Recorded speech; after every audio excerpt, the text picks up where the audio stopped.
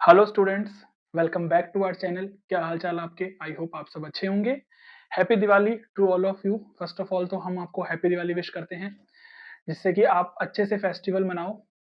But अपना exam भी ध्यान रखना है आपको, कि ये नहीं कि 4-5 डेज सिर्फ फेस्टिवल को एंजॉय करो और पढ़ाई मत छोड़ दो। बिल्कुल भी ये काम बिल्कुल मत करना। फेस्टिवल को एंजॉय करो बट पढ़ाई भी साथ साथ करते रहो। तो हमारी आज की ये लास्ट टॉपिक पर लास्ट वीडियो है, ऐसे समझ लो आप। चैप्टर भी कंप्लीट हो जाएगा, टॉपिक भी कंप्लीट हो जाएगा और एक्सरसाइज भी कंप्लीट हो जाएगी। 9.6 एक्सरसाइज आपकी आज की वीडियो में कंप्लीट करवा देंगे नॉर्मल डिस्ट्रीब्यूशन पर। लास्ट वीडियो में मैंने इसका इंट्रोडक्शन वाला पार्ट समझाया था और 2 एग्जांपल्स करवाए थे। बहुत ईज़ी है।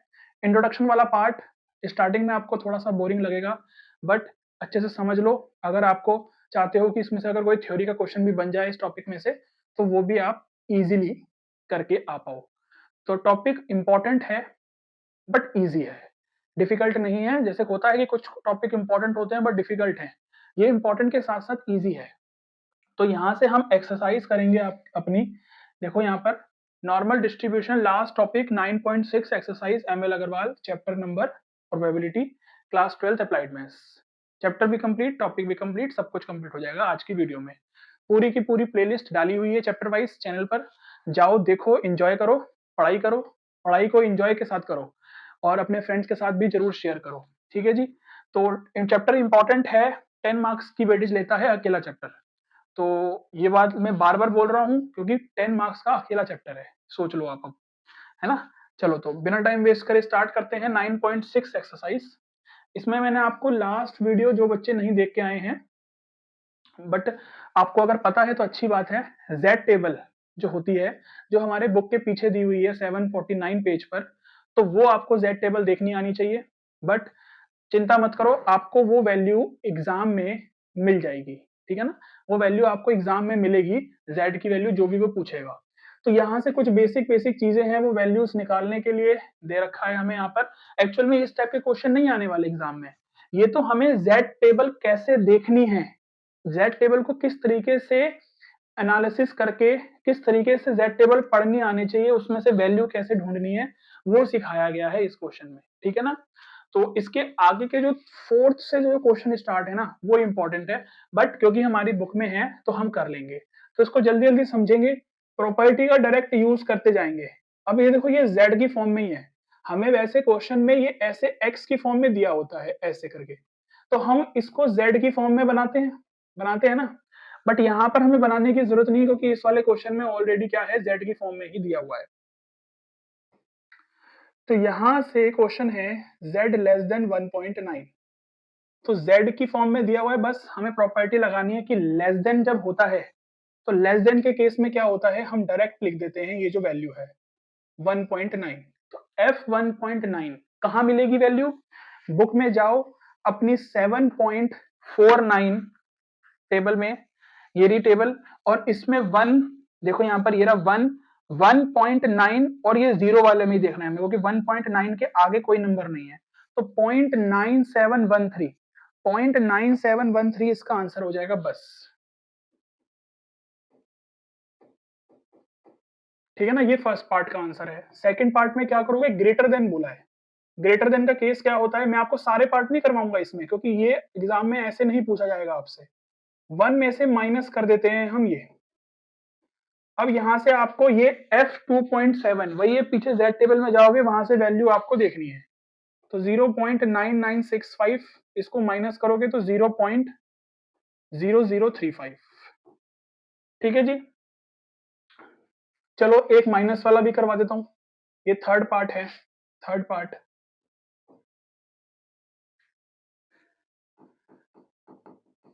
माइनस वाले में भी कई बार गड़बड़ करते हो आप, तो माइनस वाला देखो कैसे अटेम्प्ट करना है।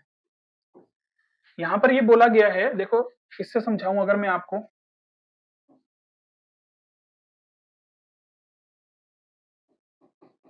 तो ये जीरो ओरिजिन जिसको बोल देंगे हम, है ना? लेस देन, माइनस, माइनस तो हमें पता ही है इधर ही होगा, तो वो ये वाला पार्ट बोल रहा है। अब वही है कि लेफ्ट हैंड साइड वाला पार्ट है, तो लेफ्ट हैंड वाला साइड वाला पार्ट है, तो हम इसको ऐसे करके लिख सकते हैं। बट वही है कि हमें माइनस में वैल्यू नहीं पता होती है, तो हम इसके सिमेट्रिकल होता है तो हम ये वाली वैल्यू निकालते हैं, ये वाली वैल्यू, तो जो ये वाली वैल्यू आएंगी और जो ये वाली वैल्यू आएगी वो सेम ही आती है। तो हम पूरे 1 में से ये वाला पार्ट अगर माइनस कर देंगे तो जो हमारा निकल के आ जाएगा वो वैल्यू निकल के आ जाएगी हमारी माइनस में, ठीक है ना। तो ये चीज आपको समझ में आनी चाहिए। आपको ये ग्राफ नहीं बनाना है, ठीक है ना, बस ये है कि थोड़ा सी आपको क्लियर हो जाए, क्लैरिटी हो जाए जिन्होंने इंट्रोडक्शन वाली वीडियो देखी है, क्योंकि मैंने इंट्रोडक्शन वाली वीडियो पूरी डिटेल में समझाई है, बहुत अच्छे से पढ़ाई है। 15-20 मिनट की वीडियो नहीं बनाई मैंने, कम से कम 45 मिनट की वीडियो है, उसमें डिटेल में एक एक चीज कॉन्सेप्ट समझाया है और 2 एग्जाम्पल भी करवाए हैं उसमें। क्लियर है इतनी बात? तो ये आ जाएगा आपका, ये आप समझ पा रहे हो ना, ये आ जाएगा एफ वैल्यू 0.7995 होती है। अभी इसमें तो आपको टेबल में से वैल्यूज देखनी पड़ेंगी क्योंकि बुक में नहीं गिवन है। अगर आपकी बुक में गिवन है तो अच्छी बात है, बट और ये क्वेश्चन मैंने आपको बताया कि एग्जाम में इस तरीके का क्वेश्चन तो नहीं पूछेगा, वर्ड प्रॉब्लम पूछेगा, उसमें किसी अगर एफ की वैल्यू की यूज होगी तो वो एग्जाम में आपको दे देंगे वैसे वैल्यू, ठीक है ना। तो चलो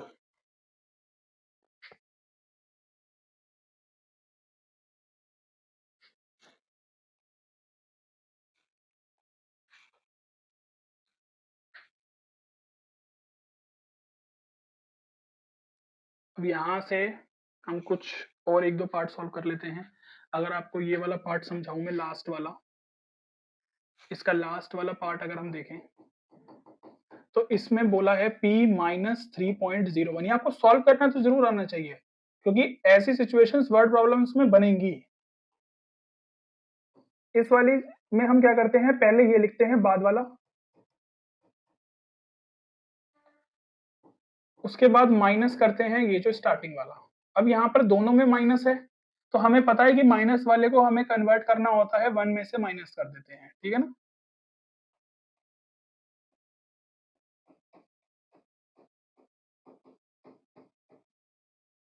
बस यहां से आपको वैल्यू पुट करनी है, ये आ जाएगा, देखो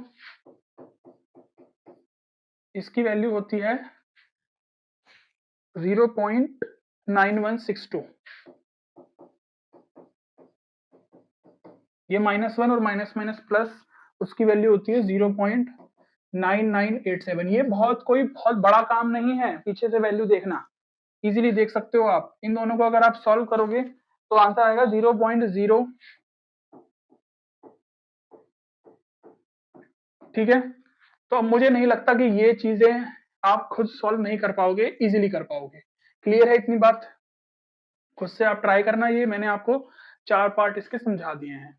सेकंड क्वेश्चन में आ जाओ। सेकंड क्वेश्चन में अगर हम देखें सेकंड क्वेश्चन को,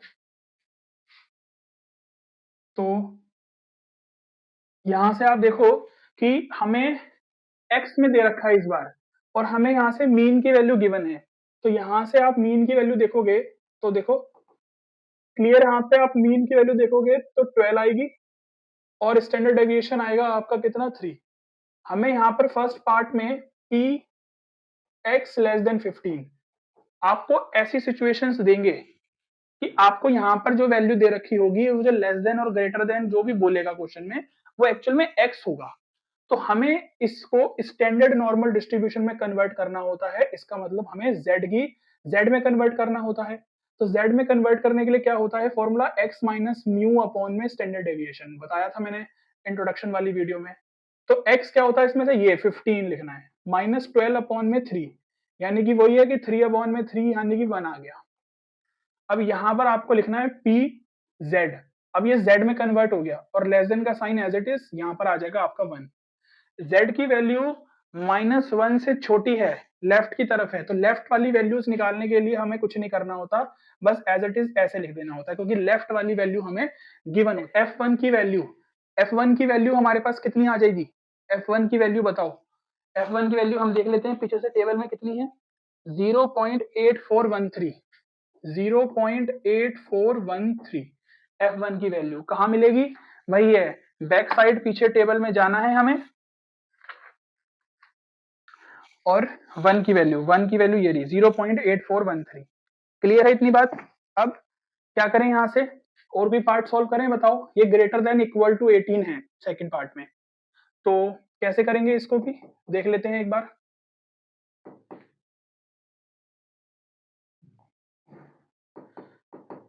तो ये आ जाएगा आपका p x greater than equal to 18। तो यहां से आप देखोगे तो वही है कि ग्रेटर देन इक्वल टू लिखा है, लिखा रहने दो, हमें यहाँ पर साइन से मतलब नहीं होता है, ठीक है ना। इसको सॉल्व कर z को निकालने के लिए नहीं मतलब होता हमें। तो ये आ जाएगा आपका, अच्छा ये भी तो हमारा कितना आ गया 18 माइनस, अच्छा ये तो 12 था, 18 माइनस 12 है ये, क्योंकि देखो यहाँ पर मी की वैल्यू कितनी है, म्यू की वैल्यू मीन की, तो 6/3 यानी कि 2 वैल्यू आ गई।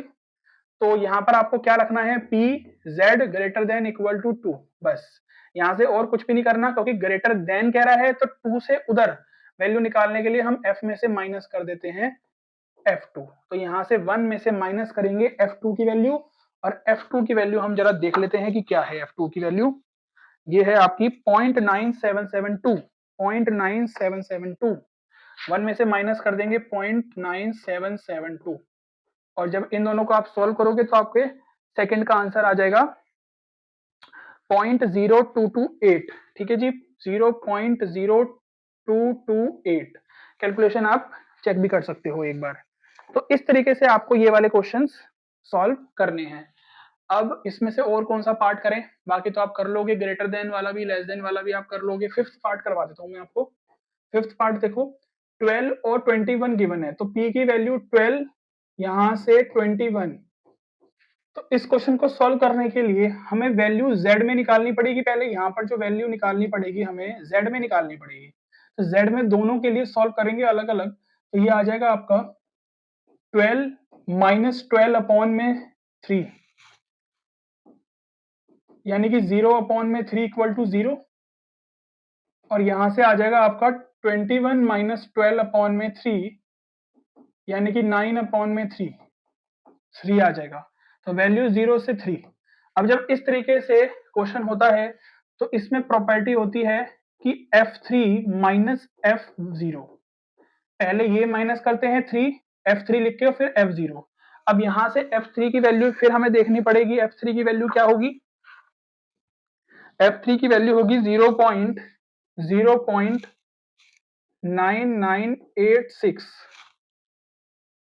इसमें से माइनस करेंगे f0 की वैल्यू जो कि होती है 0.5, आपको बताई हुई है, ठीक है ना। इन दोनों को अगर हम माइनस करेंगे तो 0.4986, 0.4986 ये आपका आंसर आ जाएगा, ठीक है ना।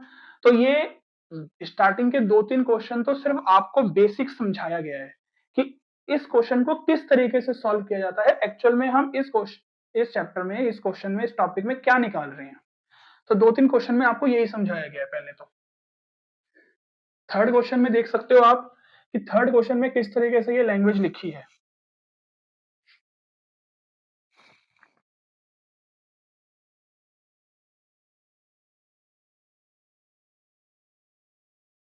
ये बोला गया है कि given z is a standard normal random variable, find z for each of the following. The area to the left of z is, देखो मैं आपको इसको ना थोड़ा सा फिगर से समझाता हूँ, थोड़ा सा क्लियर होगा, तब आपको समझ पाओगे, आप कनेक्ट कर पाओगे वो वाली बात कि मैं आपको क्या समझाना चाह रहा हूँ। ये सब डायग्राम्स और ये ग्राफ्स मैंने इंट्रोडक्शन वाली वीडियो में समझाया है डिटेल में, तो ये मैं सोचना कि कहाँ समझाया है और कहाँ समझा रहा हूं मैं। Area to the left of z, क्या मतलब है कि अगर मान लो यहां पर कहीं z है, तो z के लेफ्ट में ये सारा एरिया, ये सारा एरिया की हमें वैल्यू दे रखी है कितनी, 0.9750। इसका मतलब यहां पर लेफ्ट ऑफ ये कह रहा है ना, तो इसका मतलब p इस तरीके से यहां पर बोला गया है कि x जो है, अच्छा z टर्म बोली है कि x का तो मतलब ही नहीं है, z लेस देन z, इसकी वैल्यू हमें 0.9750 गिवन है। तो वो ये पूछ रहे हैं कि z की वैल्यू क्या होनी चाहिए, ये बोला है find z for each of the following, कि z की वैल्यू क्या होनी चाहिए। हर बार हम इस चीज की वैल्यू निकाल रहे थे, अब यहां पर ये चीज हमें बना के दी है, तो यहां से f ऑफ 0.97 कहां वैल्यू देगा, 0.50 वैल्यू कहां देगा, ये हमें देखनी पड़ेगी। चलो देखते हैं। 0.9750 0.9750 ये आपको वैल्यू मिलेगी 1.96 पर। 1.96 पर आपको ये वैल्यू मिलेगी। तो बस वही वो पूछ रहा है कि f की वैल्यू क्या होगी, मतलब z की वैल्यू क्या होगी। ठीक है ना, यानी कि यहां से z ये होता है, तो यानी कि z हमारा होगा 1.96, यानी कि f 1.96 की वैल्यू हमें 0.9750 दे रखी है। तो वो यही पूछ रहा था कि z की वैल्यू क्या होगी। बस ये चीजें हमें इसमें बतानी है, बड़ा ही इजी है, बड़ा ही इजी है। सेकंड पार्ट में देखो, सेकंड पार्ट में हमें एरिया बताना है between 0 and z is this. तो 0 एंड z इज दिस का मतलब क्या है कि उसके बीच की बात हो रही है।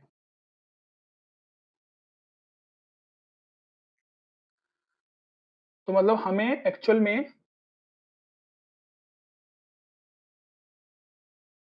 ये कैपिटल Z आएगा इधर, इसकी वैल्यू हमें 0.4750 गिवन है। तो इसको हम कैसे सॉल्व करते हैं, कैसे सॉल्व करते हैं इसको, F Z minus F zero equal to में 0.4750, इसकी वैल्यू होती है 0.5, ये उधर जाके प्लस हो जाएगा तो एफ ऑफ जेड कितना आ जाएगा 0.9750। 0.9750 वैल्यू किसकी होती है, किसकी होती है बताओ। ये होती है एफ ऑफ, अभी बताया था ऊपर 1.96 की, तो जब कंपैरिजन करेंगे तो z की वैल्यू कितनी आ जाएगी 1.96। अगेन मैंने आपको बताया कि इस टाइप के क्वेश्चन एग्जाम में नहीं पूछे जाते, किस टाइप के क्वेश्चन आएंगे वो आपको मैं बता दूंगा अभी, बट एक्सरसाइज में दे रखे हैं तो हमें करने पड़ रहे हैं। एक क्वेश्चन मुझे लगता है कि इसका फिफ्थ पार्ट और कर लेते हैं लास्ट, बस उससे काम बन जाएगा हमारा। The area between minus Z and Z, किस तरीके से सॉल्व करते हैं इसको। तो ये है एक्चुअल में लिखने का तरीका, माइनस जेड कैपिटल Z और फिर ये ऐसे स्मॉल z, इसकी वैल्यू 0.9030 गिवन है। इसको लिखने का तरीका क्या होता है आपको पता है, f of small z minus f of minus z। Minus z को आपको पता है लिखने का तरीका क्या होता है, ये होता है,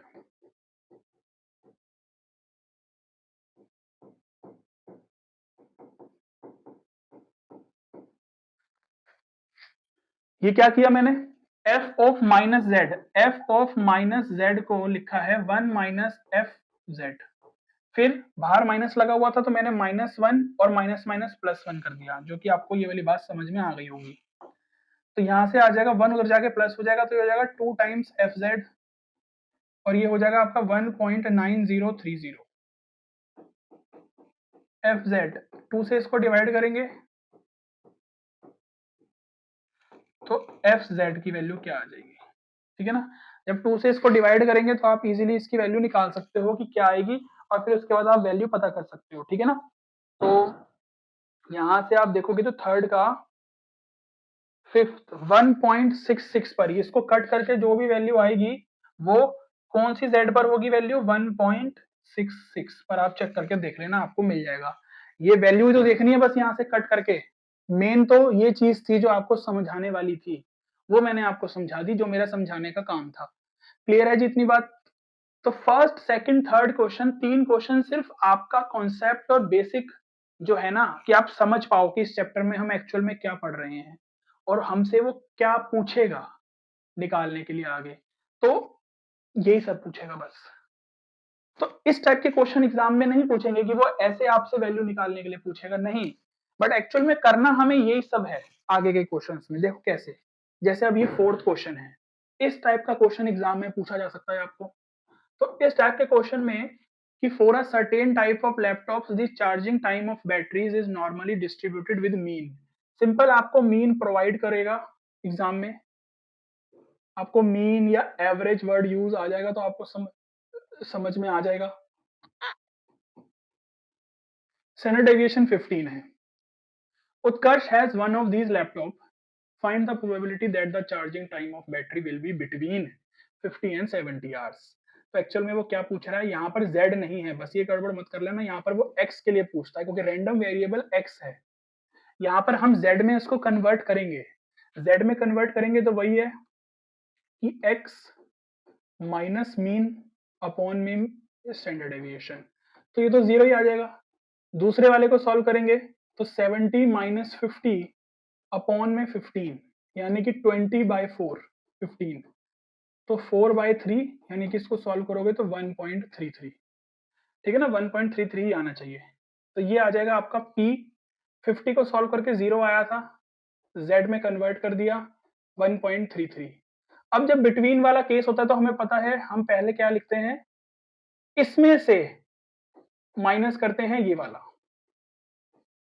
तो 1.33 की वैल्यू 1.33 की वैल्यू हमें देखनी है 0.9082 0.9082, और इसकी वैल्यू तो हमें रटी होनी चाहिए, 0.5 होती है, 0.50 कुछ भी कह लो आप, तो माइनस करेंगे तो 0.4082, बस ये इसका आंसर आ जाएगा। ये क्या निकल के आया, ये प्रोबेबिलिटी निकल के आई है बच्चा, प्रोबेबिलिटी है ये जो वो पूछ रहा है ना कि प्रोबेबिलिटी क्या होगी, find the probability that the charging time of battery will be between 50 and 70 hours, उसकी क्या प्रोबेबिलिटी होगी कि जो चार्जिंग टाइम है वो 50 से 70 आवर्स के बीच में हो, चार्जिंग टाइम बैटरी का, उसकी क्या प्रोबेबिलिटी होगी, तो उसकी ये प्रोबेबिलिटी होगी। तो ये है नॉर्मल डिस्ट्रीब्यूशन, नॉर्मल डिस्ट्रीब्यूशन ये है।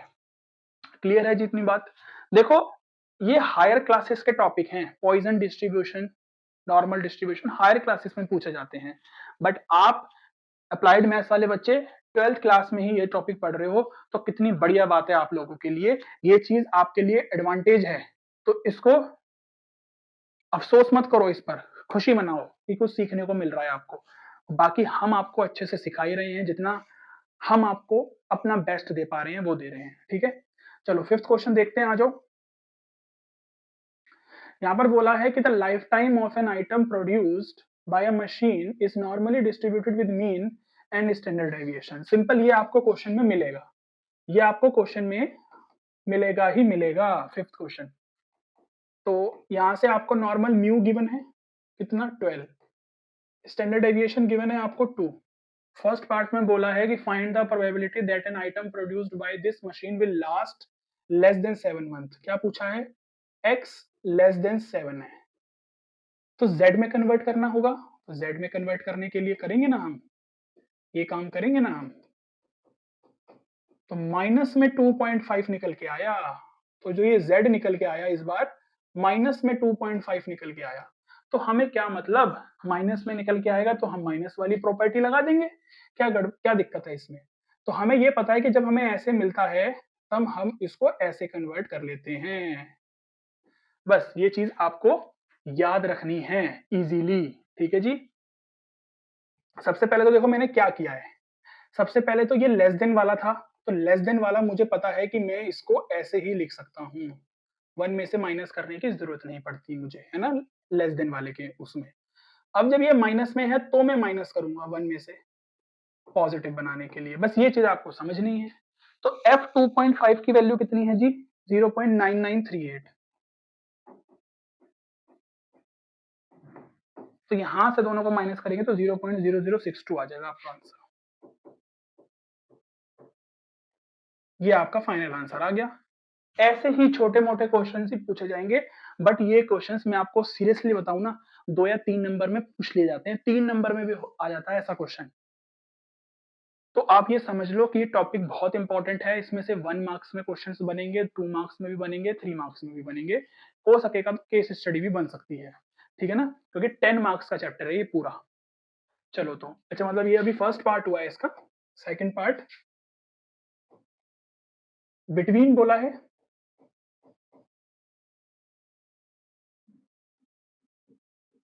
यहाँ पर बस ये याद रखना है आपको कि ये x है, हमें z में इसको बनाना है, इसको हमें ऐसे z में बनाना है, तो उसके लिए हम वैल्यू निकालेंगे।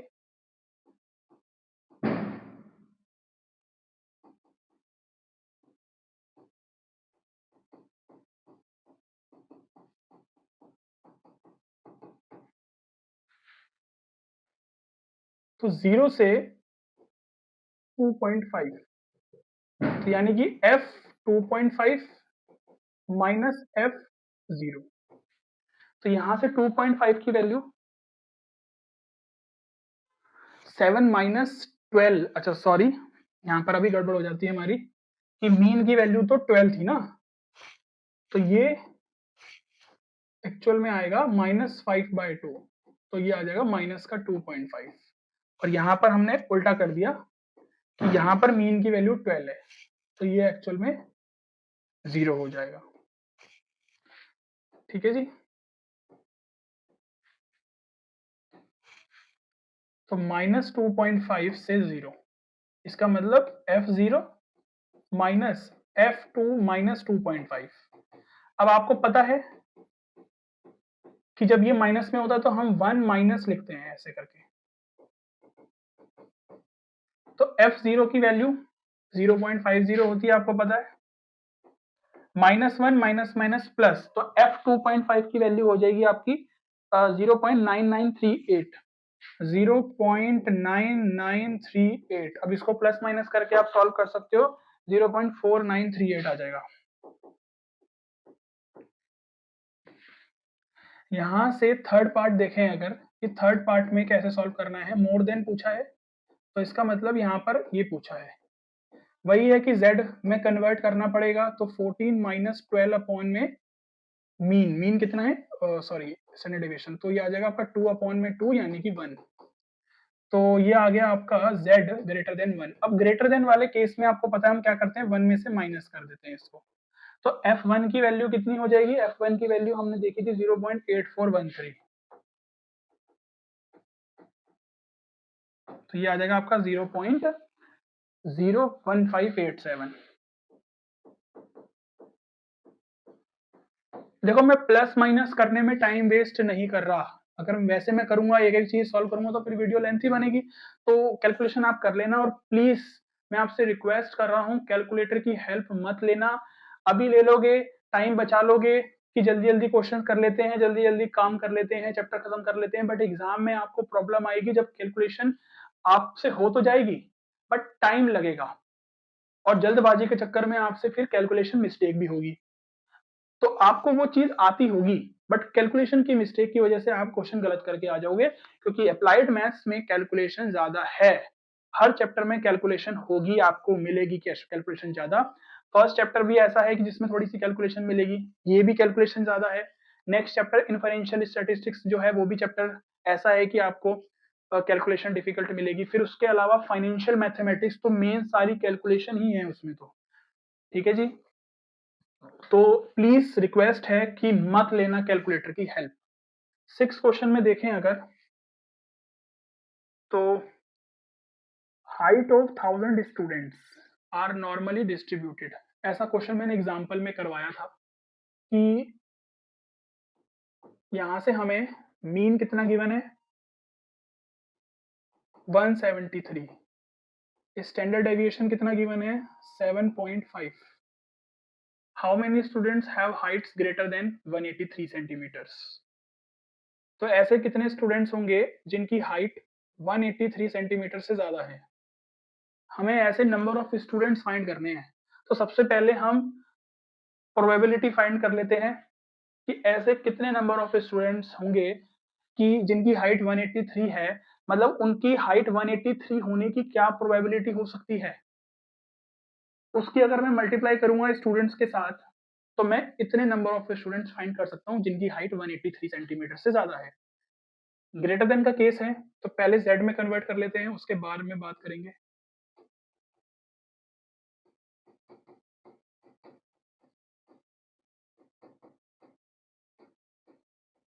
तो ये आ जाएगा आपका कट के 4/3 यानी कि वही 1.33।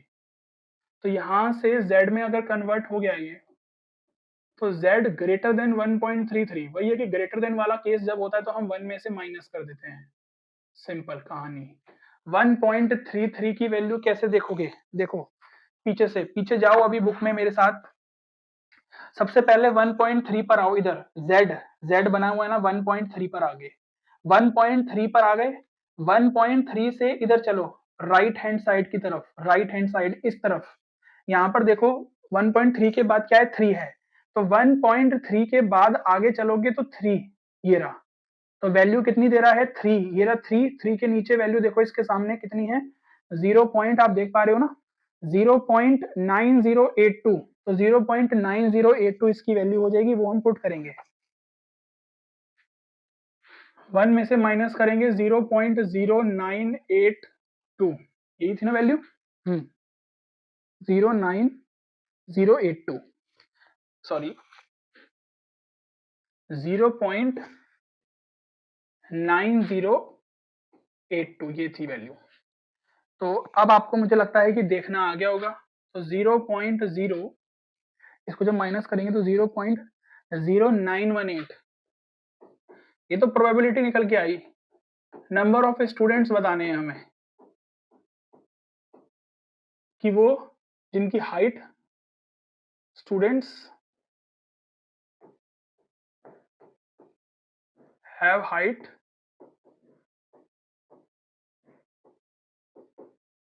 Greater than 183 centimetre. तो जितनी हमारे पास जो प्रोबेबिलिटी निकल के आई है उसकी मल्टीप्लाई कर देंगे। थोड़ा सा स्पेस की कमी पड़ेगी तो यहाँ कर देते हैं।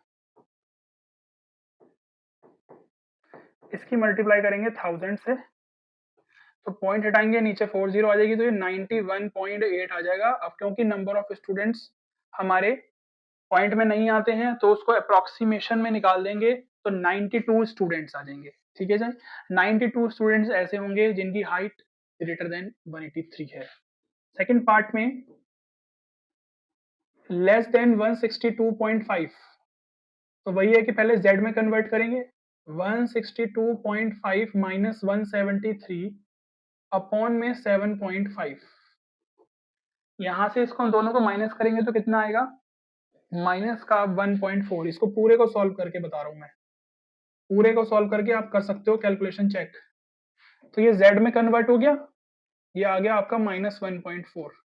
अब वही है ना कि लेस देन वाला है, लेस देन वाले केस में हमें पता है कि हमें डायरेक्ट ऐसे ही लिखना होता है जो इधर लिखा हुआ है, कुछ वन में से माइनस नहीं करना होता। बट क्योंकि यहाँ पर माइनस का था तो इस वजह से हमें यहाँ पर करके दिखाना पड़ेगा, क्योंकि हमारे पास पीछे टेबल में माइनस में वैल्यूज नहीं होती हैं, पॉजिटिव में होती हैं। तो 0.9192,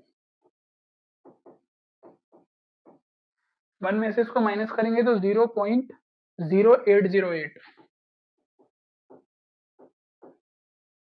1000 से मल्टीप्लाई कर देना तो 80.8, यानी कि अप्रोक्सीमेशन में 81 स्टूडेंट्स, 81 स्टूडेंट्स ऐसे हैं जिनकी हाइट 162.5 सेंटीमीटर से लेस देन है। ठीक है जी।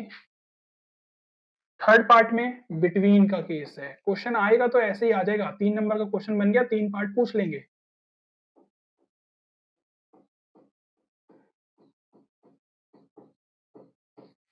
अब यहां से आप देखो z में कन्वर्ट करना है ना भाई, तो 180 माइनस 173 अपॉन में 7.5, तो यहां से सॉल्व करेंगे तो 7 अपॉन में 7.5। मैं कैलकुलेशन पर नहीं जा रहा, मैं आपको बार बार बता रहा हूं कि मैं कैलकुलेशन पर नहीं जा रहा। कैलकुलेशन करना आपका काम है, हमारा काम क्वेश्चन समझाना है। तो माइनस या जाएगा 0.93,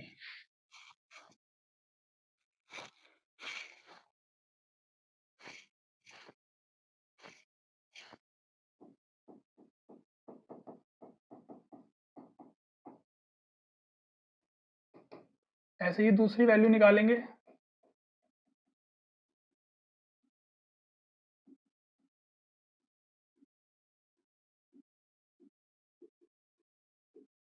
इसको सॉल्व करेंगे तो माइनस 1 ये आएगा आपका माइनस में 1.0666 ऐसे करके आएगा। तो मैं इसको राउंड ऑफ करके लिख रहा हूं 1.07 माइनस में। ठीक है जी। अब आ जाएगा आपका इसकी जगह पर तो आएगा माइनस का 1.07 z और यहाँ आएगा 0.93। यहाँ से आप देखो तो f 0.93 माइनस f माइनस 1.07, वही है कि माइनस 0.93 की वैल्यू ये है आपकी 0.8238, 0.8238 माइनस, क्योंकि ये माइनस में है तो हमें 1 में से माइनस करके दिखाना पड़ेगा, ठीक है ना। और बाहर माइनस लगा हुआ था तो मैंने माइनस माइनस प्लस कर दिया। अब ये छोटी छोटी बातें आपको एक ही बारी में समझ जानी चाहिए, मुझे एक्सप्लेन करना नहीं चाहिए इनको, है ना। तो इसकी वैल्यू हो जाएगी 0.8577।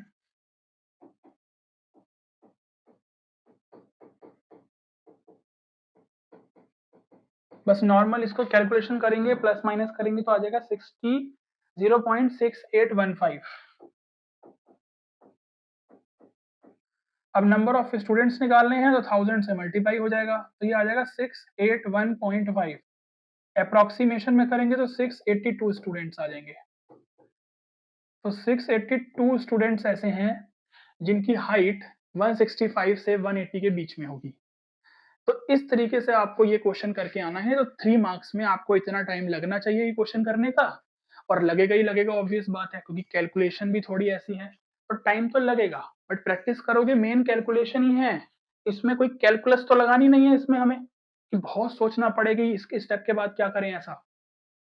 इसमें तो हमें सब स्टेप पता है कि क्या क्या करने हैं, बट वही है कि क्या करना है हमें, सिर्फ और सिर्फ कैलकुलेशन स्ट्रांग बनानी है।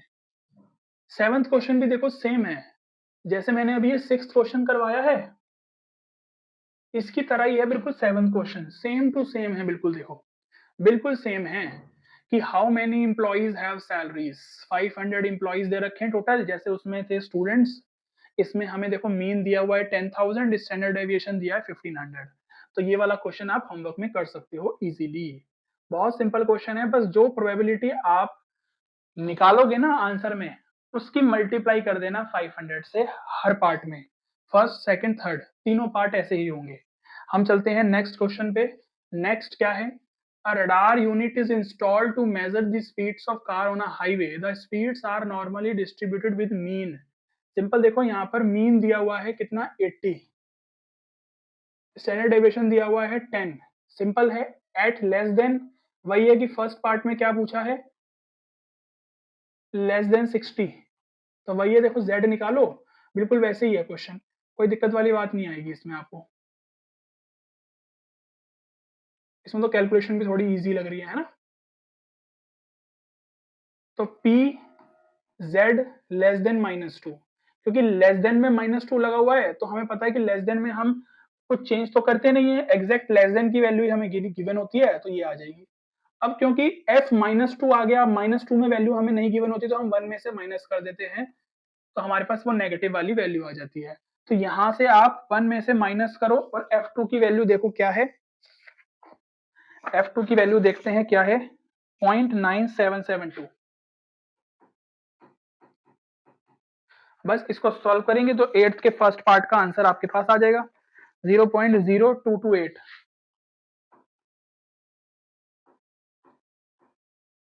ठीक है जी, इस तरीके से आपको ये वाला क्वेश्चन सॉल्व करना है। तो मुझे लगता है कि सेकंड और थर्ड पार्ट भी आप इजीली सॉल्व कर लोगे। सेकंड पार्ट में देखो, सेकंड पार्ट में मोर देन बोला है तो बस ये फाइंड करने के लिए बोला है, कर लेना आप, ठीक है ना। थर्ड पार्ट में देखो, थर्ड पार्ट में बिटवीन, बिटवीन का केस है, तो 90 से 110। अब ऐसे क्वेश्चंस कितने सारे तो मैंने करवा दिए हैं, आपको बताओ कितने सारे तो क्वेश्चन करवाए हैं मैंने आपको ऐसे अभी,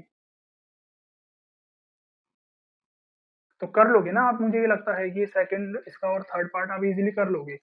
हम चलते हैं नेक्स्ट क्वेश्चन पर। इस क्वेश्चन को पढ़ते हैं जरा, इस क्वेश्चन में क्या है, शायद थोड़ा सा अलग होगा इस क्वेश्चन में, कि यहाँ पर बोला गया है कि the test scores of university entrance test are normally distributed with mean 500। तो नॉर्मल हमें मीन तो गिवन ही है, स्टैंडर्ड डेविएशन कितना है 100। A student can get admission if he score marks better than at least 70% students। Question को ध्यान से समझना, निकालना क्या है। A student is selected at random and known to have a score of 585 marks। तो यहाँ पर जो ये हमें बोला गया है ना, ये क्या है, ये एक्चुअल में x है जिस पर हमें चेक करना है कि एक स्टूडेंट है जिसको हमने रेंडमली सेलेक्ट किया और उसके स्कोर आया था 585 मार्क्स आए थे उसके। Find whether the student will get admission in the university और नॉट। तो उसके 585 मार्क्स आए हैं, उसने स्कोर किए हैं, तो वो ये बोल रहे हैं कि क्या उसका यूनिवर्सिटी में एडमिशन होगा या नहीं होगा। एक कंडीशन ऊपर और दी है कि ये देखो कि यहाँ पर ये बोला है कि student can get admission if he scored marks better than at least 70% students. क्या मतलब है इसका? कम से कम 70% स्टूडेंट से अगर बेटर मार्क्स आते हैं तब उसका एडमिशन उस यूनिवर्सिटी में हो जाएगा। क्वेश्चन को दोबारा अच्छे से रीड करो, जल्दबाजी मत करो, क्वेश्चन को अच्छे से रीड करो, कोई जल्दी नहीं है हमें।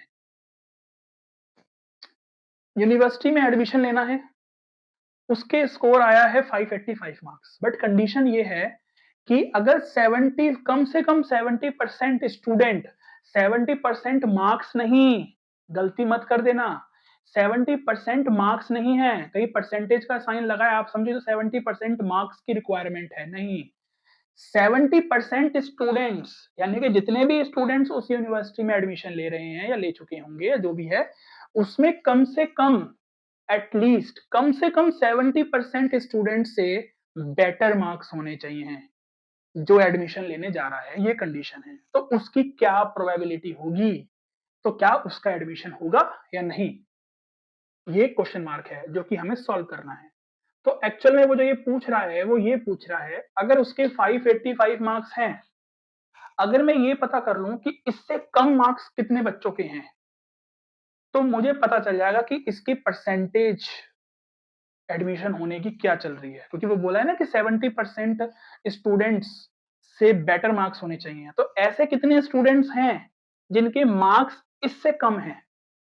अब ज्यादा वाले तो हम नहीं देख रहे ना, ज्यादा वाले को तो छोड़ दो, हम वो पता करते हैं कि जो एडमिशन लेने जा रहा है, पहले हम वो देखते हैं कि इससे कम वाले कितने ऐसे स्टूडेंट्स हैं। तो इसका मतलब x लेस देन 585 निकालना है हमें, कि ऐसे कितने स्टूडेंट्स या फिर उन स्टूडेंट्स की प्रोबेबिलिटी बताओ जिनके मार्क्स 585 से कम होंगे।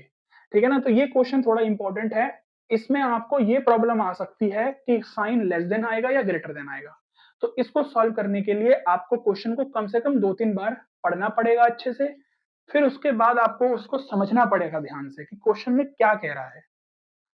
ठीक है जी? तो हमें ये फाइंड करना है, तो z में फाइंड करते हैं हम। तो यहां से आपका z की वैल्यू आ जाएगी 8.5।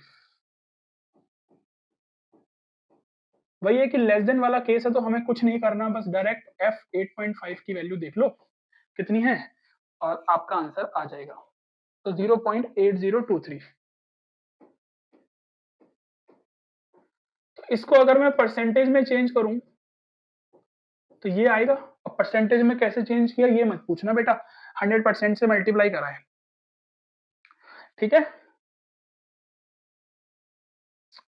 आगे मेरी बात समझ में क्या किया हमने?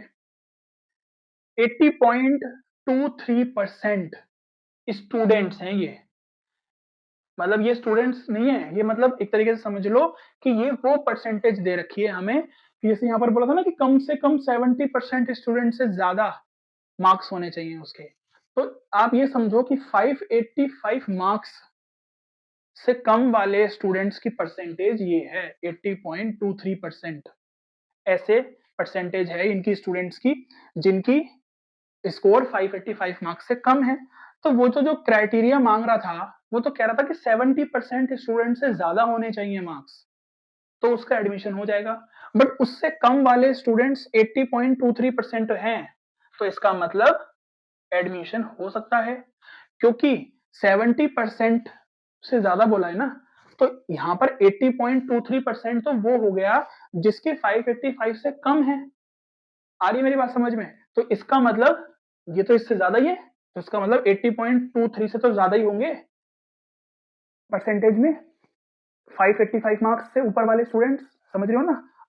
तो इसका मतलब उसका एडमिशन हो सकता है, और उसने 70% का क्राइटेरिया बोला था कि 70% स्टूडेंट से ज्यादा बेटर स्कोर होना चाहिए, तो इसका मतलब उसका बेटर स्कोर है और उसका एडमिशन हो सकता है। तो ये चीज आपको पता है, इस चीज को ऐसे करना है आपको। ठीक है ना। तो इसका आंसर आप लिख सकते हो कि students will get admission in the university. Yes, the students will get admission in the university. इस तरीके से आप अपना आंसर लिख सकते हो। ठीक है ना। थोड़ा सा क्वेश्चन की लैंग्वेज डिफिकल्ट है, बस करना ऐसे ही है।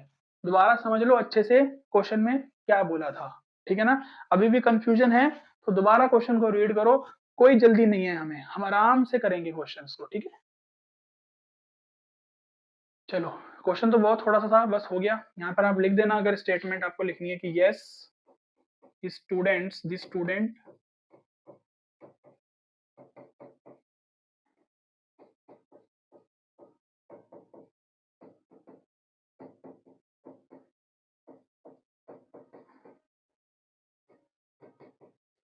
यूनिवर्सिटी। नेक्स्ट क्वेश्चन,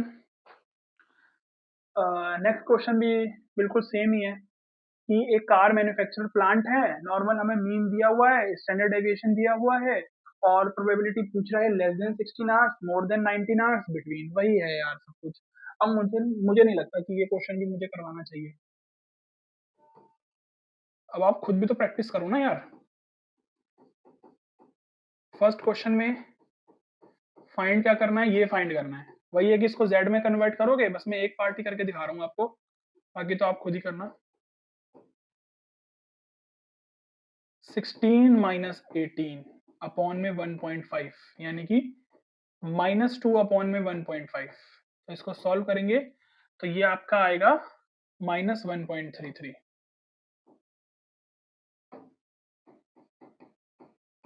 इसका मतलब लेस देन है तो हमें एग्जैक्ट यही लिखना है, बट क्योंकि माइनस आ गया तो 1 में से माइनस दिखा देंगे इसको। क्यों? क्योंकि नेगेटिव वाली वैल्यूज हमें जेड टेबल में नहीं पता होती।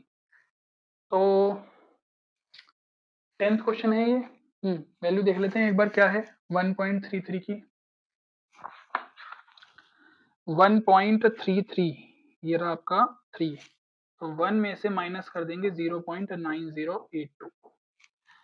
ठीक है जी। तो ये बुक में से मैंने पीछे वैल्यू देख ली है, ये आपकी वैल्यू है 0.9082। तो 10th के फर्स्ट पार्ट का आंसर आपका आ जाएगा 0.0918। बस इस तरीके से आपको क्वेश्चन करना है, मोर देन वाला फाइंड कर देना, उसके बाद बिटवीन वाला फाइंड कर लेना। इजी क्वेश्चन है। 11th में देखो, 11th में समझते हैं क्या है। तो इस टाइप के क्वेश्चंस एग्जाम में पूछे जाने चाहिए मेरे हिसाब से। तो ये हैं क्वेश्चंस बढ़िया वाले, जिसमें स्टूडेंट्स को दिमाग लगाना पड़ सकता है कि क्या करना पड़ेगा हमें। तो monthly salaries of worker in a certain factory are normally distributed with mean 5000, standard deviation 500। 14 workers ऐसे हैं, इस बार वर्कर्स बता दिए कि 14 वर्कर्स ऐसे हैं जिनकी more than 6500 per month salary है। इसका मतलब एक्स जो है वो ग्रेटर देन है 6500। तो वो ये पूछ रहे हैं कि टोटल नंबर ऑफ वर्कर्स कितने हैं फैक्ट्री में। सबसे पहले यहाँ पर लेट भी कर लेते हैं हम कि let the total number of workers be X. ऐसे वर्कर्स हमें पता है कि 14 वर्कर्स ऐसे हैं जिनकी सैलरी 6500 से ज्यादा है। एवरेज सैलरी दी हुई है, स्टैंडर्ड डेविएशन दिया हुआ है, तो जेड में कन्वर्ट करेंगे इसको।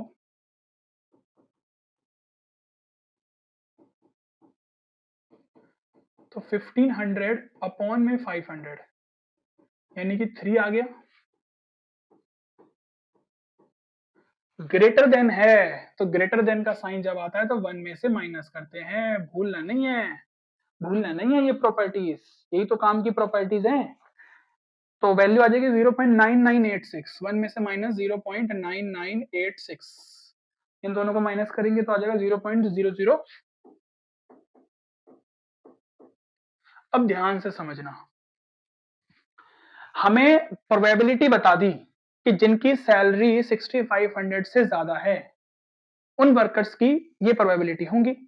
वर्कर्स हमें बता दिए कि वर्कर्स कितने हैं जी, 14 वर्कर्स हैं, ये हमने प्रोबेबिलिटी निकाल ली। वर्कर्स हमें पता है, जिसके लिए हमने सॉल्व किया है वो कितने वर्कर्स के लिए था, 14 वर्कर्स के लिए था। तो टोटल नंबर ऑफ वर्कर्स बताने हैं कि कितने आएंगे। तो टोटल नंबर ऑफ वर्कर्स हम कैसे बताएंगे कि हम नॉर्मली जितने 14 वर्कर्स हैं हमारे पास उसको अगर मैं डिवाइड कर दूं इससे, क्योंकि देखो टोटल नंबर ऑफ वर्कर्स कैसे निकलेंगे,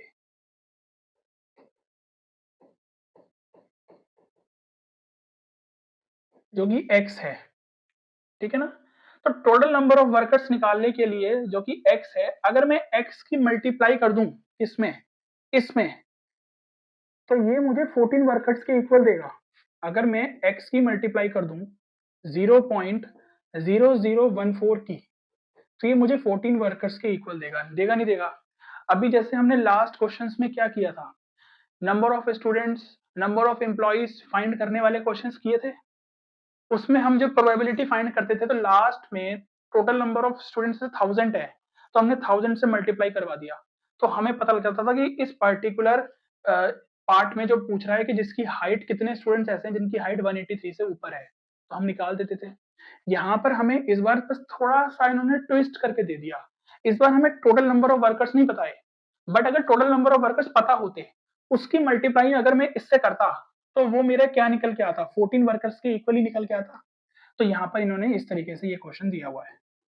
अगर आपको ये समझ में आ गया तो बहुत अच्छी बात है ये, और ये समझ में आ जाना चाहिए, कोई इतना डिफिकल्ट वाली बात नहीं है ये। एक्स की वैल्यू आ जाएगी 10,000, तो 10,000 टोटल नंबर ऑफ वर्कर्स है इस फैक्ट्री में, ठीक है जी। हमें क्वेश्चन में इस तरीके से दिया होता था, लास्ट जो पिछले पे अभी हमने क्वेश्चंस किए हैं ना, देखो मैं दिखा भी देता हूं आपको, इस वाले क्वेश्चन में देखो, नंबर ऑफ स्टूडेंट्स फाइंड करने थे हमें, 1000 स्टूडेंट्स हमें टोटल दिए हुए थे, हर पार्ट के लिए हमने क्या किया, प्रोबेबिलिटी निकाली, 1000 से मल्टीप्लाई कर दिया, टोटल नंबर ऑफ स्टूडेंट्स की मल्टीप्लाई करिए ना, तो ये जो निकल के आए ये वो वाले स्टूडेंट्स आ गए जिनकी हाइट 183 से ज्यादा है। तो इस क्वेश्चन में उल्टा बोल दिया बस, इस बार हमें टोटल नंबर ऑफ वर्कर्स नहीं बताए, इन्होंने ये बता दिया कि इसको सॉल्व करके जब इसकी हम मल्टीप्लाई करते किसी टोटल नंबर ऑफ वर्कर्स में, तो वो मुझे 14 देता, तो वही तो किया मैंने, देखो क्लियर है जी। इस टाइप के क्वेश्चन थोड़े अच्छे इंपॉर्टेंट है। ये वाला क्वेश्चन बड़ा मजेदार है, देखो 12 क्वेश्चन बहुत अच्छा है कि हमें मीन की वैल्यू गिवन है 10, स्टैंडर्ड डेविएशन गिवन है 1.5, ये क्वेश्चन बहुत अच्छा है। यहां से हमें ना ये गिवन है ऐसे,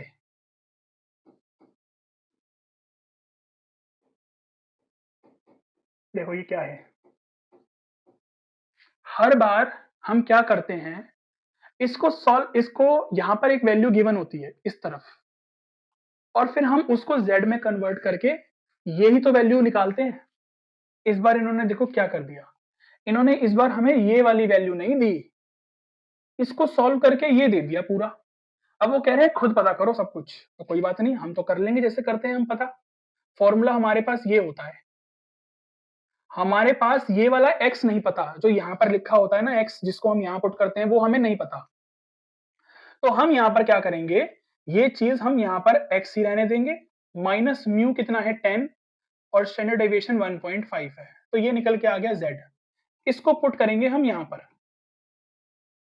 ठीक है जी, z, अब तो ये z में कन्वर्ट हो गया ना, z की वैल्यू आ गई है, तो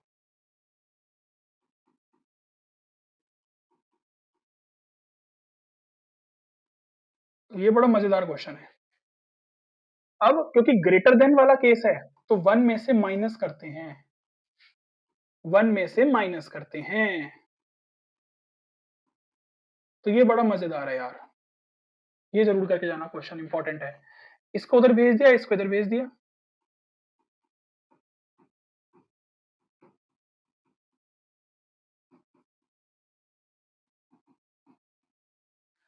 1 माइनस 0.0038 करेंगे तो आ जाएगा 0.9962।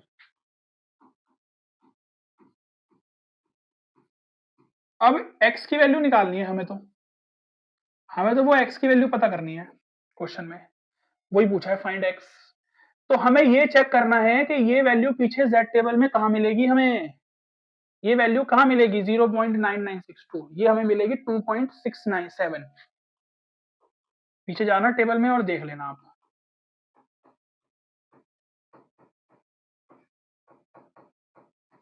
यहां से दोनों को अगर कंपैरिजन करें, तो दोनों का अगर कंपैरिजन करेंगे तो यही तो मिलेगा हमें, ठीक है जी, क्लियर है इतनी बात? क्रॉस मल्टीप्लीकेशन कर देंगे।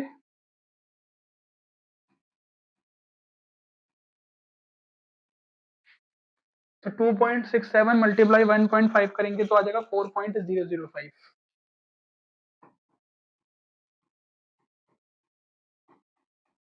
इधर आके प्लस हो जाएगा तो आपका आ जाएगा 14.005, जिसको अप्रोक्सीमेशन में हम छोड़ेंगे ये।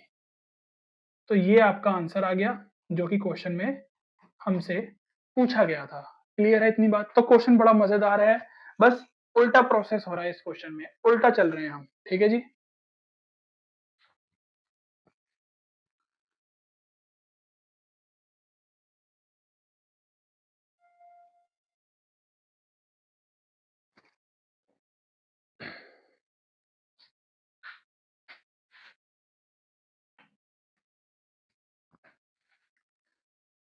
तो 13 क्वेश्चन को देखते हैं कि 13 क्वेश्चन में बोला गया है क्या company conducted an IQ test for randomly selected 50 employees. 50 employees का आईक्यू टेस्ट हुआ गया randomly. Volunteer a score 74 out of the possible 120 points. कुछ 120 पॉइंट्स में से पॉइंट्स दे रहे होंगे आईक्यू टेस्ट का। तो वॉलंटियर ए जो था, ए मतलब कोई एक बंदा है जिसका नाम ए है वॉलंटियर, उसका स्कोर 74 आया है आईक्यू लेवल का। एवरेज दे रखा है आईक्यू टेस्ट स्कोर, यानी कि वही है एवरेज है ना, तो मीन होता है 62। स्टैंडर्ड डेविएशन गिवन है 11। How well did volunteer A perform in the test as compared to the other volunteers? क्या है? How well did volunteer A perform in the test as compared to the other volunteers? यानी कि जो volunteer ए है वो किस तरीके से बेटर परफॉर्मेंस करता है बाकी अदर वॉलेंटियर से। एक्स की वैल्यू 74 है जो आईक्यू आया था, तो इसमें भी हम वही करेंगे कि हम आईक्यू चेक करेंगे 74 से कम वाला कितने ऐसे हैं जो 74 से कम आईक्यू वाले हैं। ठीक है ना? तो उसके लिए सॉल्व करते हैं, प्रोबेबिलिटी निकालते हैं। तो वही है लेस देन वाला है, तो अच्छा पहले जेड में भी तो कन्वर्ट करना है हमें, है ना?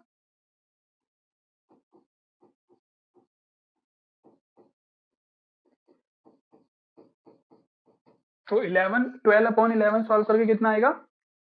1.09। तो p की वैल्यू z लेस देन 1.09। वही है कि लेस देन वाला केस है तो ज्यादा टेंशन लेने वाली बात ही नहीं है, बस खाली f 1.09। सीधे वैल्यू डालो, ढूंढो 0.8621। बट यहां पर अभी क्वेश्चन खत्म नहीं हुआ है, यहाँ पर टोटल नंबर ऑफ एम्प्लॉइज 50 दे रखे हैं। तो जो टोटल नंबर ऑफ एम्प्लॉइज है ना,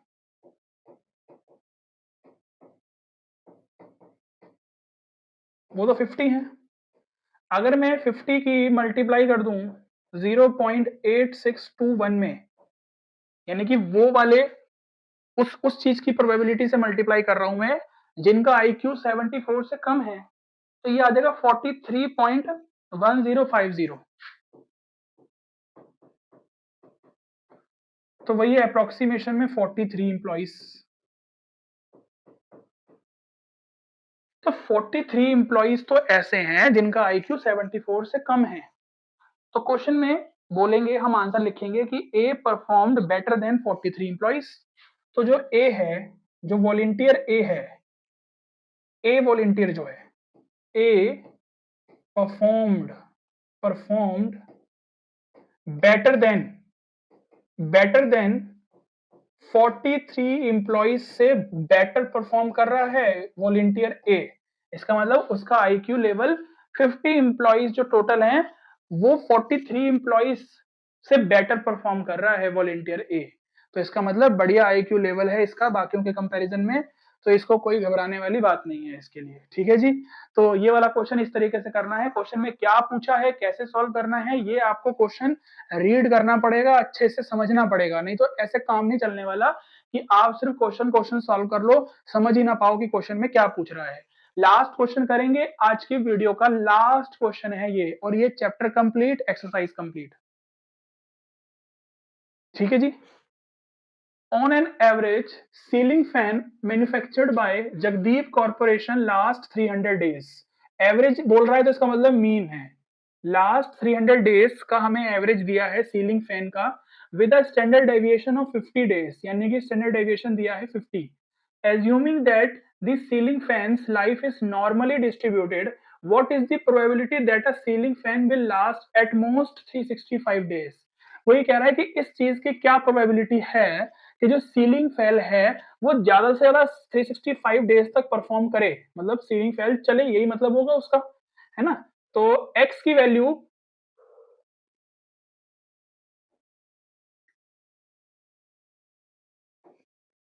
तो x की वैल्यू यहां से एटमोस्ट कह रहा है ना, तो एटमोस्ट का मतलब हो गया ये। एटमोस्ट का मतलब तो यही होता है ज्यादा से ज्यादा, ज्यादा से ज्यादा 365 डेज। तो यहाँ पर हम लेस देन इक्वल टू भी लगा सकते हैं, बट आपको मैंने बताया ना यहाँ पर कोई फर्क नहीं पड़ता है इक्वल टू के साइन से, इसमें नहीं फर्क पड़ता है। साइन आपको बस ग्रेटर देन और लेस देन का ध्यान देना है कि यहाँ पर क्या आएगा। इजीली यहाँ पर तो साफ साफ पता लग रहा है एटमोस्ट मतलब क्या होता है, ज्यादा से ज्यादा 365 डेज। तो ज्यादा से ज्यादा के लिए साइन यही लगता है, less than equal to 365 days. तो यहाँ से सबसे पहले जेड में कन्वर्ट कर लेते हैं, 365 माइनस 300 अपॉन में 50, तो यहां से आ जाएगा आपका 65/50।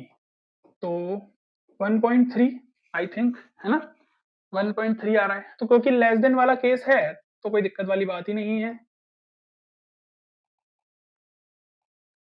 तो P Z less than equal to 1.3, less than नहीं भी लगाओगे तो भी कोई दिक्कत वाली बात नहीं है, बट लगा देना।